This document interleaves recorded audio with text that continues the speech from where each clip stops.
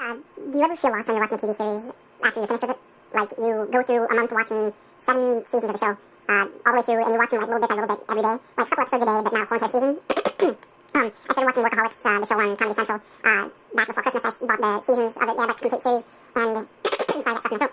I bought the complete series of it, and I started watching that, and it's, you know, it's a very good series. Anyway, you get to the end of the season, and you're at the end of the show, and you're just like, what do I do? You know, you're kind of sitting there and you're going, this is boring. Or not boring, but it's kind of a feeling of, you don't know what to do after this. So, I'm rambling. Blizzards during the winter when I was a teenager and when I was a kid was because we had to shovel. I have nothing against shoveling, I have nothing against snow. It's just, I am lazy, and I really didn't like having to shovel. But it was like my mom would make these big breakfasts and stuff. She would make, you know, pancakes or waffles or whatever, and then she would go, okay, now go outside and shovel. And we'd kind of all sit there and be like, crap, like, we hated it. I got stuck in a, like, kid's sandbox tire a couple years ago. It was there was my older brother's graduation party at my family's house, and I must have been, like, what, 12 or 13?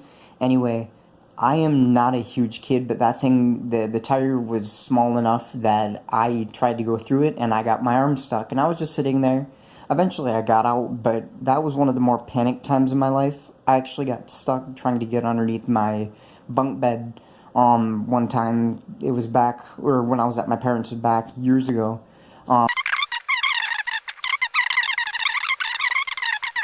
And I had a lot of nightmares about getting stuck underneath there, getting stuck underneath the house that doesn't have a basement. I just don't like getting stuck. You know, after that whole thing, getting stuck in that tire, yeah. My younger brother, Sam, told me when we were kids, he was, I think, like 2 or 3, and he goes, hey, look, there's a scorpion underneath the couch, and I looked at him and I said, no, he's not. He's, what, 18 now? But anyway, he was going, yeah, there's a scorpion under the couch, look, and I said, okay, and then he just starts tickling me in the stomach, and he was just a little chubby kid back then. Just one of those weird little memories that I have. Me and my dad had this joke going for years when I was a kid, or when I was a teenager.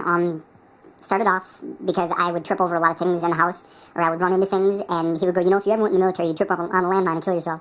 And so we kind of laughed at that, and then for the longest time after that, anytime I would go somewhere and I would trip over something, he'd yell, landmine, and we had that joke. It's usually, sometimes there's jokes that just work between 2 people, but you can tell this is sort of my rambling moments.